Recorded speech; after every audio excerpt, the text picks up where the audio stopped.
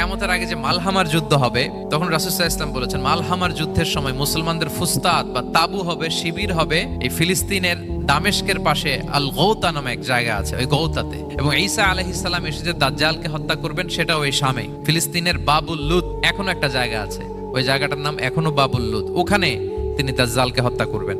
এবং সেখানে একটা সাদা মিনারা আছে, ফেরেশতার পাখায় ভর করে ঈসা আলাইহিস সালাম তখন সেখানে নেমে আসবেন।